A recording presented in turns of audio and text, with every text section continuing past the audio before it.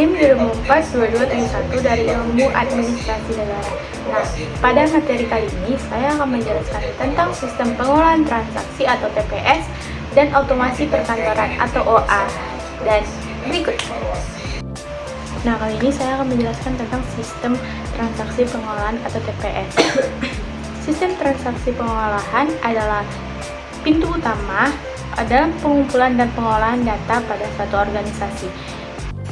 TPS tersebut memiliki tugas utama, yaitu mengumpulkan dan mempersiapkan data untuk keperluan sistem informasi yang lainnya dalam organisasi.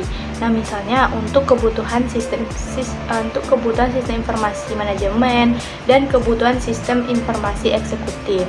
Ada 4 tugas pokok pada sistem pengolahan transaksi atau TPS, yaitu tugas pokok pertama pada sistem transaksi pengolahan yaitu pengumpulan data. Setiap organisasi yang berinteraksi langsung dengan lingkungan dalam penyediaan jasa dan produk. Yang kedua, manipulasi data. Data transaksi yang dikumpulkan biasanya diolah lebih dahulu sebelum disajikan sebagai untuk keperluan masing-masing dalam organisasinya. Yang ketiga, penyimpanan data. Data transaksi disimpan dan dipelihara sehingga selalu siap memenuhi kebutuhan para penggunanya. Yang terakhir yaitu penyiapan dokumen. Beberapa dokumen laporan harus disiapkan untuk memenuhi keperluan unit kerja dalam organisasi. Nah, itulah keempat tugas pokok sistem pengolahan. Baik, kita akan melanjutkan materi selanjutnya, yaitu ada 4 komponen-komponen sistem pengolahan transaksi. Yang pertama yaitu input, yang kedua proses, yang ketiga stroke, yang keempat output. Mari kita jelaskan satu-satu. Baik, saya akan menjelaskan yang pertama yaitu input atau masukan. Dokumen-dokumen sumber seperti orderan pelanggan, slip-slip penjualan, faktur order, pembelian dan kartu jam kerja karyawan.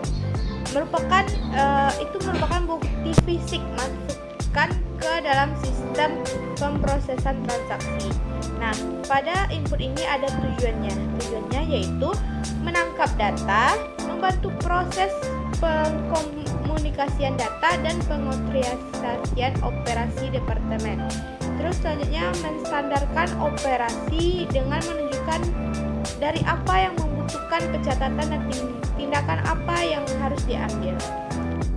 Nah, sekarang kita masuk kepada komponen yang kedua, yaitu proses atau pengolahan data. Pada proses mencakup penggunaan jurnal dan register untuk menyajikan catatan input secara permanen dan kronologis. Yaitu jurnal digunakan untuk mencatat transaksi akuntansi keuangan, register digunakan untuk mencatat tipe data lain yang tidak berhubungan langsung dengan akuntansi tersebut. Nah, yang ketiga ada penyimpanan.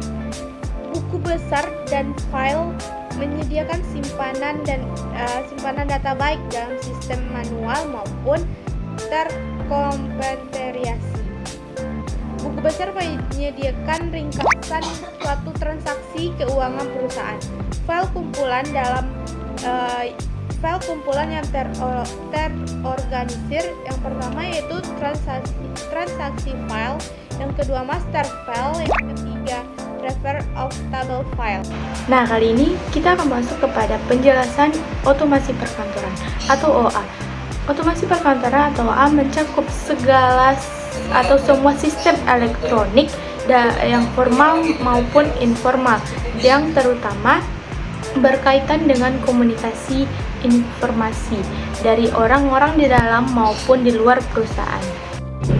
Nah, tidak hanya itu, penggunaan alat-alat otomasi perkantoran juga dapat dijadikan sebagai media untuk komunikasi antar pegawai, baik secara personal ataupun kelompok, sehingga dapat disesuaikan dengan kebutuhan perusahaan. Secara umum, tujuan otomasi perkantoran yaitu ada 6. Yang pertama, digunakan sebagai pelengkap atribut perusahaan dan menggabungkannya dengan sumber daya manusia atau SDM para karyawan. Yang kedua, menaikkan profit perusahaan dengan meminimalisir pengeluaran hingga kerugian dana. Yang ketiga, menjadi jembatan komunikasi para pegawai dan atasannya jika dirasa tidak mampu bertatap muka secara langsung. Yang keempat, membantu menyelesaikan permasalahan internal ketika mengerjakan sebuah proyek. Yang kelima, meningkatkan efisiensi dan produktivitas kerja. Yang keenam, melakukan pembaharuan terhadap kegiatan kerja di perkantoran. Nah guys, cuma itu yang bisa saya sampaikan pada materi kali ini tentang sistem pengelolaan transaksi dan otomasi perkantoran. Maaf jika banyak kekurangan dan masih banyak terdapat kesalahan. Saya mohon maaf. Assalamualaikum warahmatullahi wabarakatuh.